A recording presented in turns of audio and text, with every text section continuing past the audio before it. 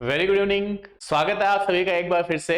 RS की जो ये एक सीरीज चल रही है जिसमें दो पेपर आपके सामने आ गए हैं, 2021 और 2018 वाले, और दोनों ही में अपने बहुत सारे शानदार सवाल किए हैं। कुछ बेसिक तरीके मैंने आपको बताया था कि एग्जाम में 1 अक्टूबर को जो है आप साइंस में और रीजनिंग में बहुत शानदार वाला धमाका करके आए, और कहीं ना कहीं जो है वो आप 60 से 70% सवाल सही करके आए। इसी उम्मीद के साथ जो है ईशाला की ये जो प्लेटफॉर्म है वो आपको कंटिन्यूसली जो है वो पेपर्स प्रोवाइड करवा रही है विद सॉल्यूशन की किस क्वेश्चन को किस तरह से किया जाए, कितने टाइमिंग में किया जाए, क्या आपके दिमाग में उनकी जो है वो स्ट्रेटजी होनी चाहिए। ठीक है, तो उसी अंदाज में उसी तरीके से जो है दो पेपर की क्लासेस आपके सामने आ चुकी है, और एक और जो क्लास है वो अभी आपके सामने शुरू होने वाली है, जो 2016 में होने वाले पेपर का प्री पेपर है जो आपके सामने अभी है। तो चलिए ठीक है, इसी अंदाज और इसी एक अच्छी जो है वाइब के साथ इसको हम क्या करते हैं, शुरू करते हैं। तो चलिए फिर आज की इस क्लास में जो है वो आपके सामने लिखा हुआ है क्वेश्चन पेपर आरएस 2016।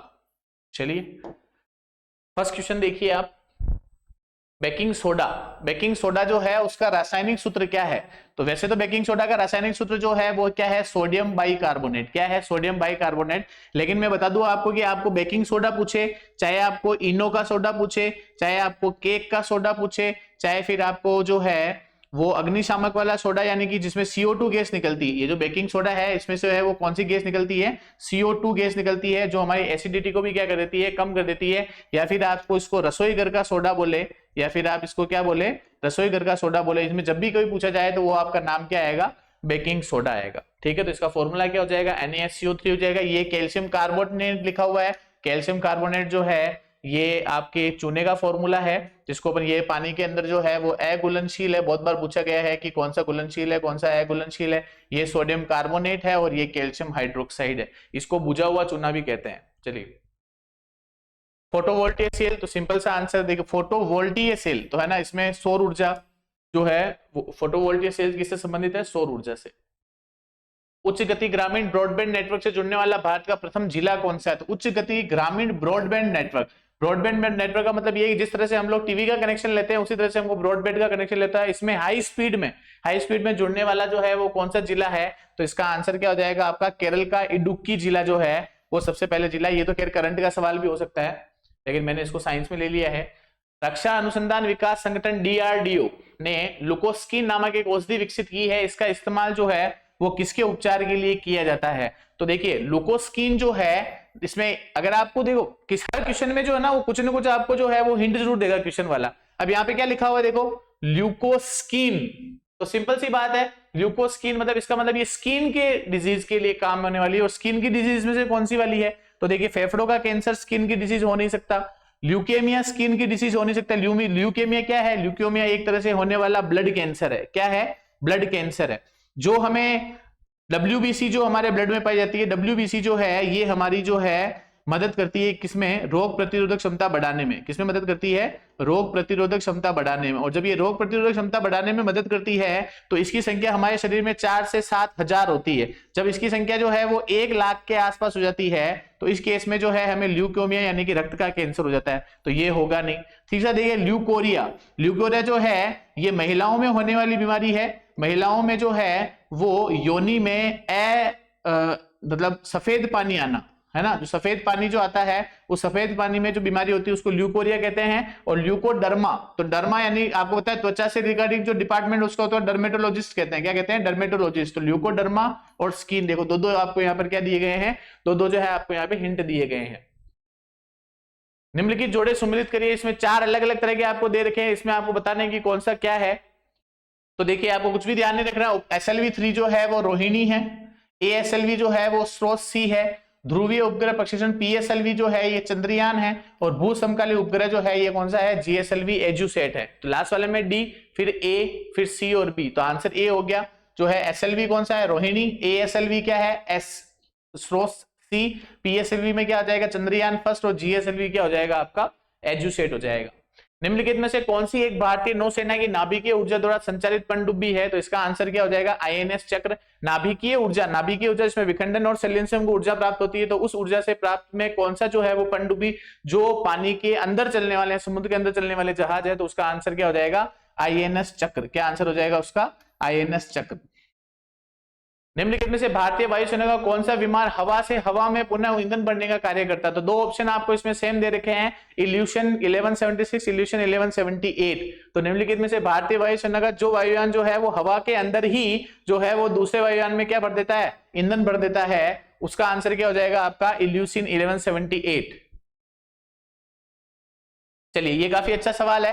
निम्नलिखित में से कौन सा कथन सत्य है? गन्ने के रस को किण्वित करने पर सिरका बनता है। देखिए, गन्ने के रस को किण्वित फर्मेंटेशन करने पर जो है वो क्या बनता है? सिरका बनता है, जिसका फॉर्मूला होता है CH3COOH एसिटिक एसिड। इसका नाम क्या होता है? दूसरा एसिटिक एसिड इसका नाम है। सिरके में एसिटिक अम्ल होता है, ये देखो ये नाम आ गया। सिरके में बेंजोइक अम्ल होता है, तो ये गलत हो, कौन सा होता है? एसिटिक एसिड होता है। सिरका एक परिरक्षक में बिल्कुल, अचार जो होता है, अचार को बचाने में सिरके का उपयोग किया जाता है। तो इसका आंसर क्या हो जाएगा? ABD, C यहाँ पर क्या हो जाएगा? गलत हो जाएगा। ठीक है, चलिए नेक्स्ट सवाल देखिए आप। नैनो तकनीक, नैनो टेक्नोलॉजी के निम्नलिखित उत्पादों उदाहरणों को नैनो तकनीक की 4 पीढ़ियों के बढ़ते क्रम में व्यवस्थित कीजिए। दिए गए कुटों की सहायता से आपको बताना है कि सही चीज क्या है। तो देखिए आप यहाँ पर बताइए, सबसे पहली चीज जो है वो यहाँ पे क्या आएगी? क्वेश्चन नंबर 90 जो है वो क्या है? क्वेश्चन नंबर 90 जो है उसमें आपको दे रखा है नैनो तकनीक, और नैनो तकनीक में आपसे ये पूछा गया है कि 4 पीढ़ियों को जो है आपको बढ़ते क्रम में जमाना है, और जब आप इसको बढ़ते क्रम में जमाएंगे तो आपको ये बताना है कि कौन किसके बाद में जो है आएगा। तो देखिए यहाँ पे आपको जो है दे रखा है एरोसोल, 3D नेटवर्किंग, आणविक विनिर्माण और लक्षित दवाएं। तो सबसे पहले आपको पता है एरोसोल, एरोसोल के बाद में लक्षित दवाएं, फिर उसके बाद में 3D नेटवर्किंग और फिर आणविक विनिर्माण। तो आंसर क्या हो जाएगा इसका? 3। नेक्स्ट क्वेश्चन देखिए, निम्नलिखित में से कौन सा अल्फा लिनोलेनिक अम्ल 18 कार्बन युक्त ओमेगा 3 फैटी एसिड? बहुत ही बढ़िया सवाल है और बहुत बार जो है अदर कॉम्पिटिटिव एग्जाम में पूछा गया है। तो मोठ, जई, मूंग और अलसी, मोठ, मूंग, जई और अलसी में अलसी जो है वो ओमेगा 3 फैटी एसिड जो है उससे भरपूर है। ओमेगा 3 जो है वो फैटी एसिड से जो है वो क्या है? भरपूर है। तो इसका आंसर क्या हो जाएगा? अलसी।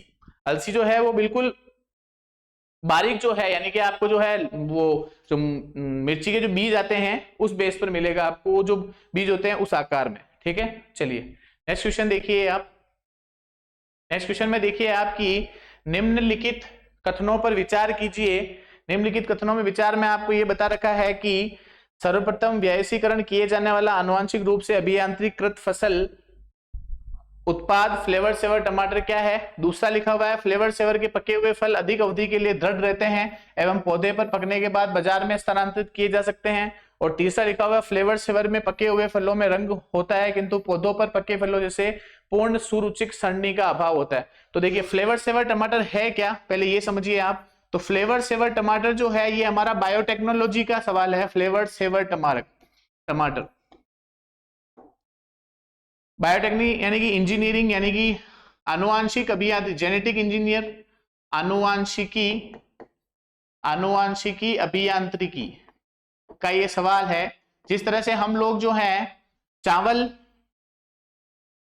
और गाजर इन दोनों को मिलाकर हमने जो है वो क्या बना दिए? गोल्डन राइस बना दिए। क्या बना दिए? Golden rice. गाजर की विटामिन ए की जीन को चावल में डाल दिया और विटामिन ए से भरपूर गोल्डन राइस बना दिए। इसी तरह से जो है हमने क्या बना दिया? बीटी कपास बना दिया। क्या बना दिया? बीटी कपास बना दिया, बैसिलस thuringiensis। उसी तरह से फ्लेवर सेवर टमाटर जो है वो भी आनुवांशिक अभियांत्रिकी है। तो इसमें जो है सर्वोत्तम व्यावसायीकरण किए जाने वाला आनुवांशिक रूप से अभियांत्रिकृत फसल उत्पाद फ्लेवर सेवर टमाटर था। ये बिल्कुल सही है। और फ्लेवर सेवर में पके हुए फल अधिक अवधि के लिए दृढ़ रहते हैं, पौधे पर पकने के बाद बाजार में स्थानांतरित किए जा सकते हैं। ये भी सही है। फ्लेवर सेवर के पके हुए फलों में रंग होता है किंतु पौधों पर पके फलों जैसे पूर्ण सूचिक सड़नी का अभाव होता है। ये गलत है। तो आंसर क्या हो जाएगा? ए और बी जो है वो क्या है? सही है। चलिए नेक्स्ट देखिए आप।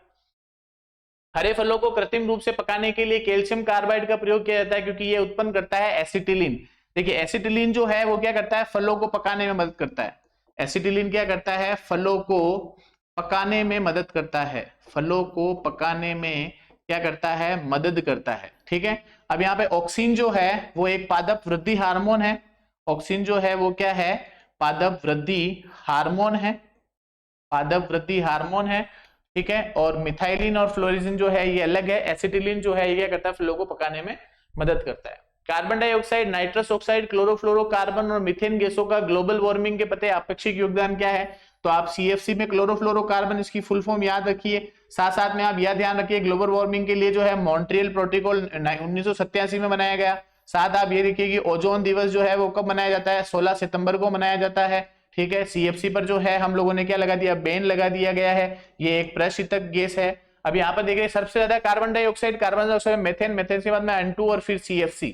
तो इस अगर उसको जो है वो अपन सबसे ज्यादा कार्बन डाइऑक्साइड और मेथेन गैस जो है वो ग्लोबल वार्मिंग के लिए उपदायी है, फिर N2 और नाइट्रस ऑक्साइड और फिर क्या है क्लोरोफ्लोरोकार्बन। चलिए, एक वयस्क देश कोशिका से क्लोन की गई पहली स्तनपायी डोली भेड़ के बारे में कौन कौन सा कथन सही नहीं है? तो देखिए ये जो है 1996 में पैदा हुई थी, तो पहला ही गलत है, ठीक है।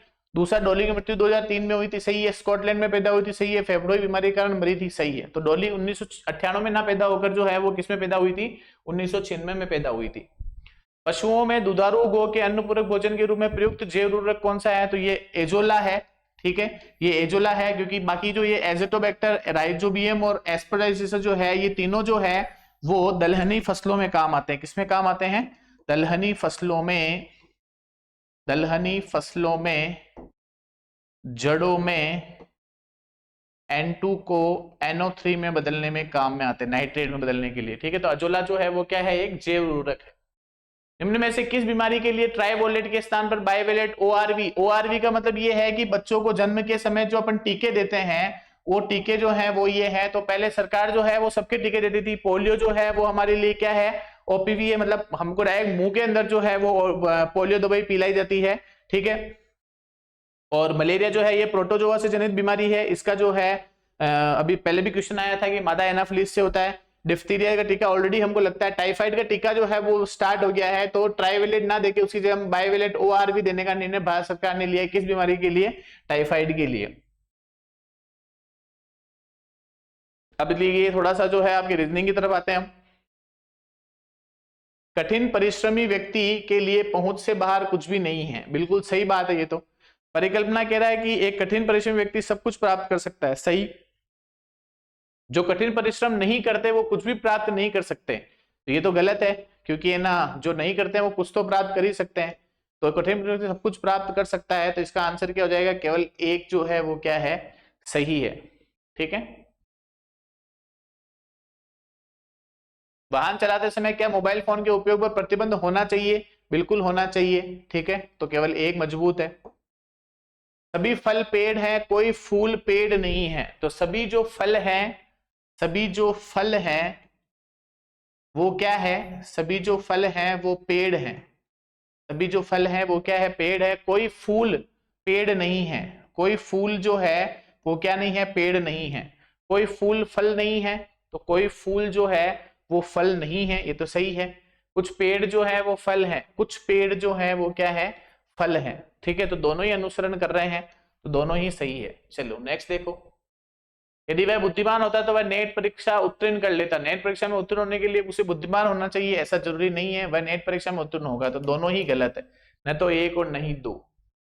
ये तो बेसिक सवाल आप लोगों ने किए ही होंगे।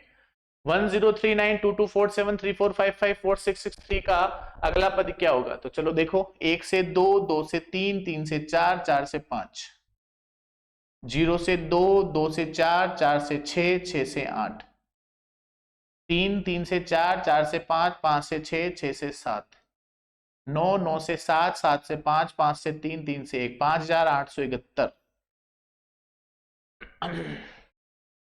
नीचे दिए गए अनुक्रम में आगे का पद क्या है? तो देखिए 7 कैसे आएगा? तो 8 का क्यूब -1 इक्वल्स टू 7। 26 कैसे आएगा? तो 3 का क्यूब -1 बराबर 26। 4 का क्यूब -1 बराबर 63 और 5 का क्यूब -1 बराबर 124। तो आगे क्या आ जाएगा? 6 का क्यूब -1 बराबर 215। अब 215 में भी देखिए 2 है, तो अब देखिए y से v यानी कि 25 से 22 -3, 22 से r 18 -4, -4 से 13 -5, -5 से -6 यानी कि 7। 7 पे क्या आएगा? आपका g आएगा। तो 215 7 इसका क्या हो जाएगा? आंसर हो जाएगा। असंगत छाटी, देखिए इसका जो आंसर है वैसे तो केट होगा, क्योंकि गोट, पिग और काऊ एक साथ है। केट का जो उपयोग है वो किसमें किया जाता है? तो केट का उपयोग जो है वो फार्म पे ना, फसलों में रक्षा, चूहों से फसलों को बचाने के लिए, चूहों से फसलों को बचाने के लिए केट का उपयोग किया जाता है। लेकिन आपकी इसकी जो आंसर शीट आई है उसमें गोट माना गया है ना, तो ये देख लीजिएगा आप एक बार। चलिए नेक्स्ट क्वेश्चन दे रखा है, जिप्सम को कूट संकेत में ये लिखा गया है। देखिए जिप्सम की ही स्पेलिंग को अदल बदल करके लिखा है, फादर की स्पेलिंग को अदल बदल करके लिखा है। तो बियॉन्ड में क्या आएगा, तो आपको क्या ध्यान रखना है, बियॉन्ड में क्या आएगा, तो इसका आंसर आपको सॉल्व करना है कि बियॉन्ड में क्या आएगा। तो देखिए आप यहां पर कि जिप्सम जो है इसके ऊपर कोड लिख लीजिए, 1 2 3 4 5 6 जो है वो क्या लिख लीजिए, कोड लिख लीजिए। और साथ में जो है अब आप यहाँ पे देखिए जिप्सम, तो GYPSUM, ये 1 2 3 4 5 6, और फिर आगे क्या लिखा हुआ है MGSPY और U। तो देखो M जो है वो 6 पर है, G 1 पर है, फिर P जो है, S जो है 4 पर है, फिर P जो है वो 3 पर है, Y जो है वो 2 पर है, और U जो है वो 5 पर है। तो इस तरह से बदला गया है। उसी तरह से फादर को देखिए कैसे लिखा गया है, FATHER, क्या देखिए सेम तरीके से लिखा गया है क्या, 1 2 3 4 5 और 6, और इसको क्या लिखा गया है RFH और TAE। तो देखिए ये एक यहां आ गया, H जो है वो 4 पे आ गया, T 3 पे आ गया, ठीक है।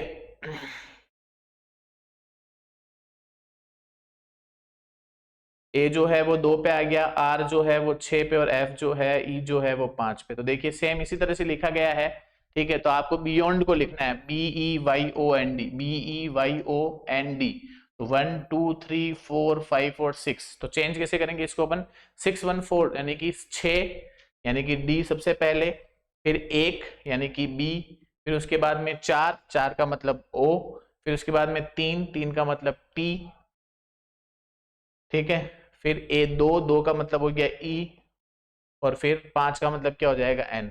तो DBOYEN, ये तो इसका आंसर हो गया, ठीक है।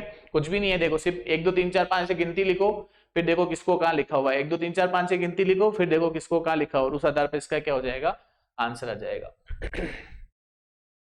ABCDE और F एक परिवार के 6 सदस्य हैं, पुरुषों की संख्या स्त्रियों की संख्या के बराबर है।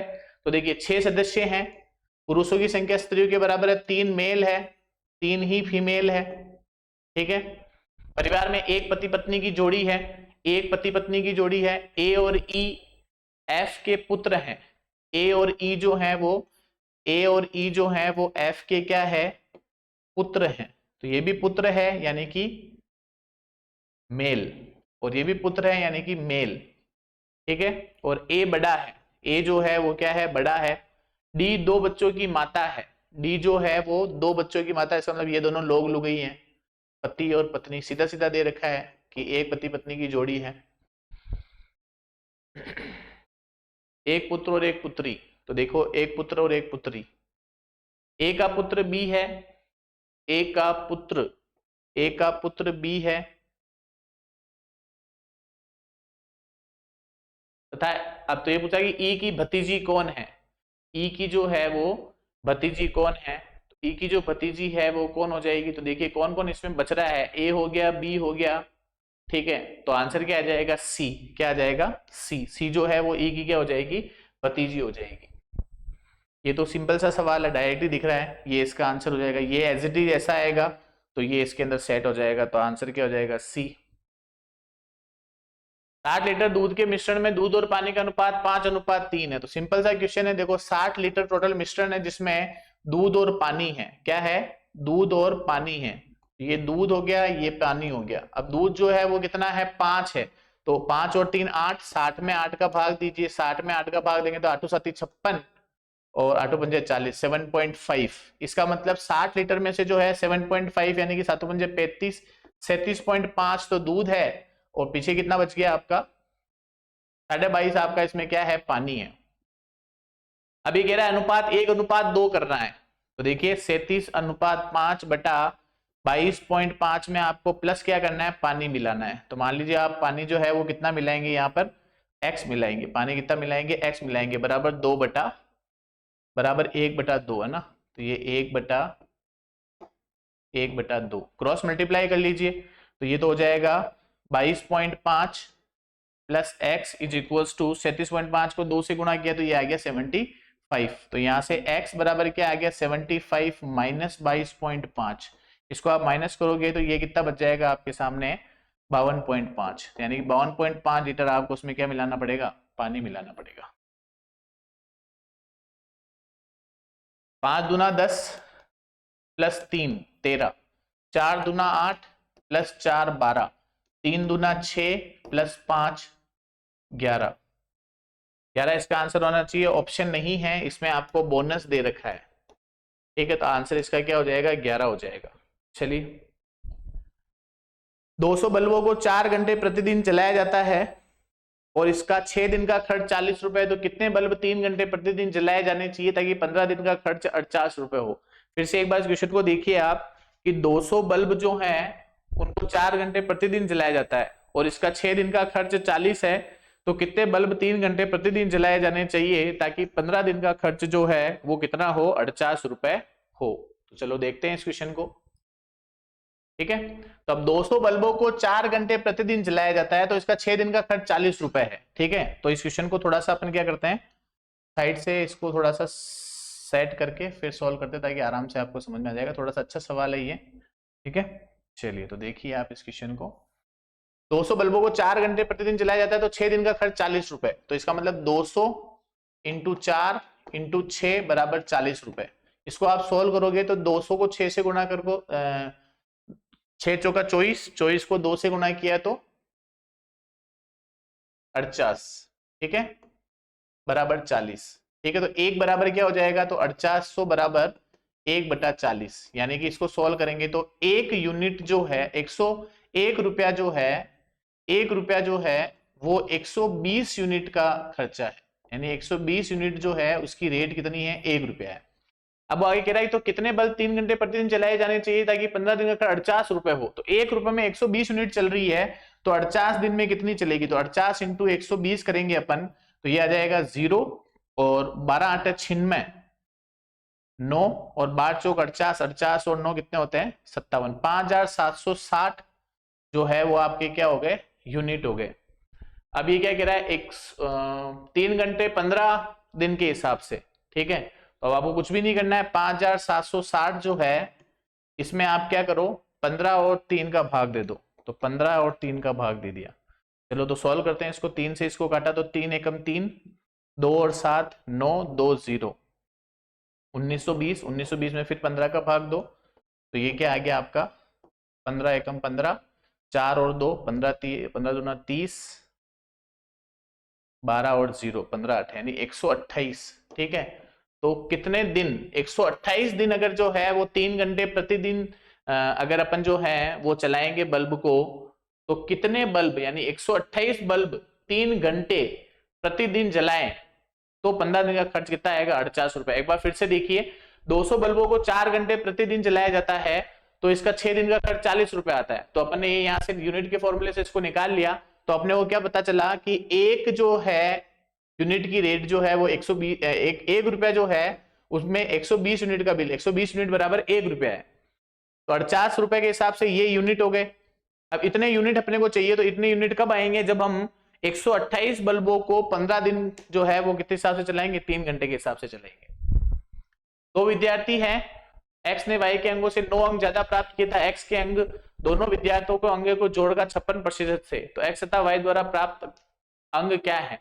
फिर से देखिए, दो विद्यार्थी है एक्स और वाई, दो विद्यार्थी है एक्स और वाई एक परीक्षा में सम्मिलित हुए, एक्स ने वाई के अंकों से 9 अंक ज्यादा प्राप्त किए, एक्स ने जो है वो वाई के अंकों से 9 अंक ज्यादा अंक प्राप्त किए था, एक्स के अंक दोनों विद्यार्थियों के अंकों का जोड़ का कितना था, 56% था, तो एक्स तथा वाई का जो है वो प्राप्तांक ज्ञात करने हैं। तो कुछ भी नहीं करना, देखिए इस सवाल में आपको किसी एक को जो है वो क्या मानना है, एक्स मानना है। ठीक है, तो एक्स ने वाई के अंकों से 9 अंक, तो मान लीजिए कि वाई ने जो है वो एक्स अंक प्राप्त किए, वाई ने जो है वो क्या किए, एक्स अंक प्राप्त किए।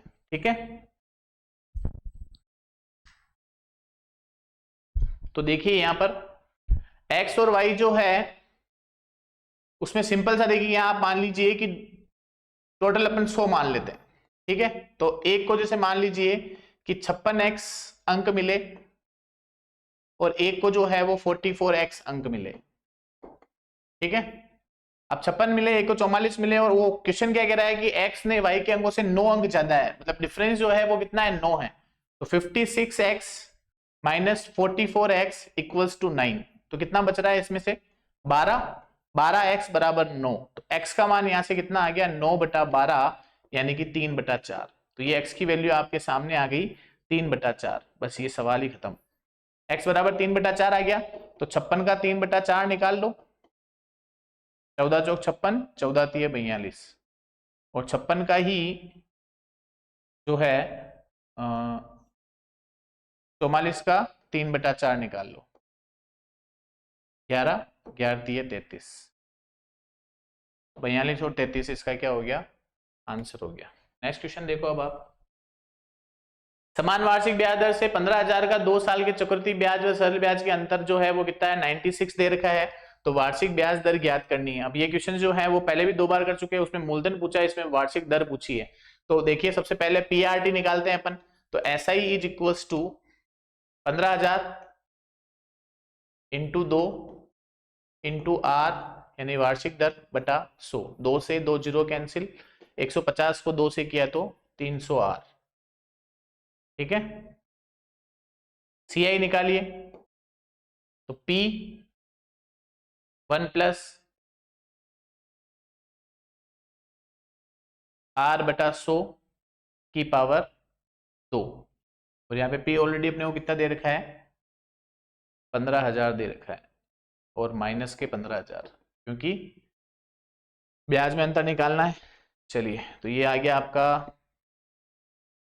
1 प्लस R अपॉन 100 की पावर 2, तो ये 15,000, और ये आपका 100 प्लस R अपॉन 100 की पावर 2, और माइनस का 15,000। ठीक है, चलिए तो यहाँ पर अब सॉल्व करते हैं इसको अपन। 15,000 minus 100 plus R upon 100 multiply 100 plus R upon 100 minus 15,000 और माइनस 300 R बराबर कितना दे रखा है आपको 96। ठीक है, चलिए अब इसको सॉल्व करते हैं अपन यहाँ से। में बहुत भेजा, बहुत ज्यादा भेजा। ठीक है, अब यहाँ तक तो आ गए अपन। अब देखिए यहाँ पर ये दोनों जो है ये क्या हो जाएगा, यहाँ पे 2 जीरो से 3 जीरो से ये 3 जीरो कैंसिल, तो ये हो गया 15/10, और ये हो जाएगा आपके लिए ये यहाँ पे माइनस तो था ही नहीं ना, माइनस नहीं था। देखिए यहाँ पे भी नहीं है, यहाँ पर भी देखिए माइनस नहीं है, तो ये हो जाएगा आपका 100 प्लस R की होल पावर 2 माइनस का 15 स्क्वायर को उधर भेज दीजिए आप। ठीक है, तो ये हो जाएगा माइनस का 300 R, और ये हो जाएगा 15,096। ठीक है, को काटा तो ये 3 और 2। अब उसके बाद में यहाँ पे काम करिए, 3/2 ऐसा ही रहने दीजिए, इसको ओपन करिए। तो ये a प्लस बी की होल पावर 2 से ये a का square plus 2 into A B यानी कि 200 R और प्लस R का स्क्वायर। ठीक है, और minus 300 R is equals to 15,096। अब कहाँ करेंगे इस सवाल को, अब देखो ये 3/2 को अंदर गुणा करेंगे अपन, तो ये 30,000 हो जाएगा, 30 में 2 का भाग दिया तो ये 15,000। ठीक है, फिर अंदर गुणा करेंगे तो ये 3 R स्क्वायर क्या हो जाएगा, प्लस 3/2 R स्क्वायर, और ये 200 R को 3 से करेंगे, 600 में 2 का भाग दिया तो ये हो जाएगा प्लस का 300 R, और वो आगे क्या चल रहा है माइनस का 300 R, और बराबर क्या चल रहा है आपका 15,096।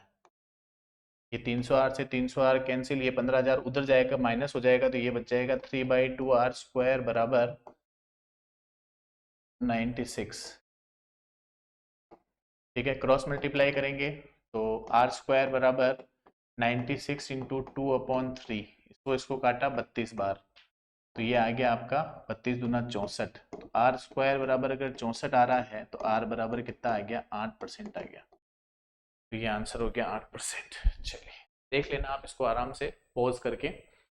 17 और 18 वर्ष की आयु के अपने 2 पुत्रों के लिए 2 सावधि जमाओं में 16,400 को इस प्रकार से बांटा कि दोनों की 20 वर्ष की आयु होने पर उन्हें समान धनराशि मिले। यदि चक्रवृद्धि ब्याज की दर 5% वार्षिक हो तो छोटे पुत्र के लिए कितनी धनराशि जमा करेगा? तो देख लिए 16,400, तो मान लीजिए छोटे पुत्र की जो है वो धनराशि x है, तो बड़े वाले की क्या होगी 16,400 माइनस x। ठीक है, अब यहाँ पर देखिए इस छोटा वाला 3 वर्ष के लिए और बड़े वाले के लिए 2 वर्ष के लिए 5 के लिए, तो चक्रवृद्धि ब्याज के लिए बात कर रहा है। तो देखिए यहाँ पर p जो है इसके लिए कितना हो जाएगा छोटे वाले बेटे के लिए x इंटू 1 प्लस 5 बटा 100 की घात 3। ठीक है, और बराबर उसके लिए कितना हो जाएगा 16,400 माइनस x, ये तो हो गया p और ये हो जाएगा यहाँ पे। ठीक है, अब देखिए आप 16,400 माइनस x हो गया और ये हो जाएगा फिर 1 प्लस 5/100 की पावर 2। ये 2 वर्ष के लिए, 3 वर्ष के लिए। तो देखिए ये यहाँ से इसको सीधा काट दीजिए आप। ठीक है, तो ये इधर बच गया x 1 प्लस 5/100, यानी कि इसको सीधा ही लिख लीजिए आप 105 इंटू 105 बटा 100 और बराबर 16,400 माइनस x। ठीक है, अब 105x बराबर 105x और माइनस के x को इधर भेज दीजिए, प्लस का x और बराबर 16,400 इंटू 100। ठीक है, तो ये हो गया 106x बराबर 16,400 को 16,400 और ये 2 जीरो और आ गए, और x बराबर क्या आ जाएगा 16,400 इंटू 100 बटा 106, ये x की वैल्यू आ जाएगी। अब 106 से इसको काटना है आपको। ठीक है, 106 से काटोगे आप इसको तो सीधा सीधा देखो आपको कितनी बार कटेगा ये। अब यहाँ से देखिए ये आ जाएगा आपका 105x और ये हो जाएगा मल्टीप्लाई 100, तो 16,400 माइनस x मल्टीप्लाई विथ 100। अब यहाँ पे देखिए ये 105x, ये हो जाएगा आपका 16,400 इंटू 100 और ये माइनस का 100x, ये 100x इधर भेज दो आप, तो 105x प्लस 100x ये कितना हो जाएगा आपका 205x और 205x बराबर ये हो जाएगा आपका 16,400 इंटू 100। चलिए, तो x बराबर क्या आ जाएगा 16,400 इंटू 100 बटा 205। इसको इससे काटा कितनी बार, तो 8,000 आंसर ना होगा, 8,400 आंसर होगा। तो देखिए इस जो है श्रृंखला में 3 पेपर हम लोगों ने किए हैं 2021, 2018 और 2016। इनमें जितने भी मैंने आपको समथिंग 100 प्लस क्वेश्चंस जो हैं वो मैंने आपको मैथ्स, रीजनिंग और साइंस के करवाए हैं। इन सारे क्वेश्चंस को आप अच्छी तरह से देखिए, इनको जो है समझिए कि किस तरह से हमको क्वेश्चंस को सॉल्व करना है, किस तरह से जो है हमको इनके ऊपर जो है अपनी मेहनत करनी है और किस आधार पर हमको एग्जाम में जाके इन क्वेश्चन को सॉल्व करना है। रीजनिंग में भी आपने देखा होगा तो कोडिंग, डिकोडिंग, निष्कर्ष वाले सवाल और जो है ब्लड रिलेशन वाले क्वेश्चंस, बहुत सारे क्वेश्चंस जो हैं उससे आए हैं, और पूर्व धारणाएं वाले, कथन वाले क्वेश्चंस भी अच्छे आए हैं। मैथ्स के क्वेश्चन जो है वो थोड़े से टफ थे, इसलिए आप कोशिश करिएगा कि पहले साइंस और रीजनिंग हो जाए, फिर हम मैथ्स के सवाल कर ले। मैथ्स में चक्रवृद्धि ब्याज यानी सिंपल इंटरेस्ट के, एलिगेशन के क्वेश्चंस आपको मिले हैं, तो आप ये कोशिश करिएगा कि 30 या जितने भी क्वेश्चंस आए उसमें से आप कम से कम 15, 16, 17 क्वेश्चन जरूर करें। और ये सारी क्लासें अगर ये 100 क्वेश्चन भी अगर आप देख के गए तो आपको एक अनुमान हो जाएगा कि कौन कौन से टॉपिक आपको कवर करने हैं। इतने टाइम से अगर आप प्रयास कर रहे हैं तो कोई टॉपिक वैसे भी आपका क्लियर होगा, तो इसमें से कुछ तो आपका क्लियर होंगे और कुछ आपको इन क्लासेस से और मिल जाएंगे।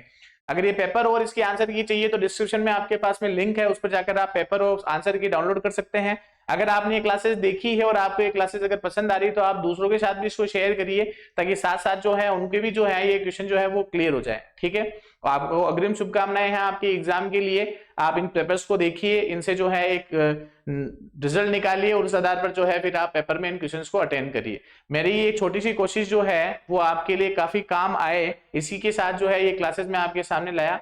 चलिए ठीक है, ऑल द वेरी बेस्ट, अच्छे से कॉन्फिडेंट होकर आप पेपर को करिएगा। ठीक है, आज के लिए इतना ही। जय हिंद, जय भारत।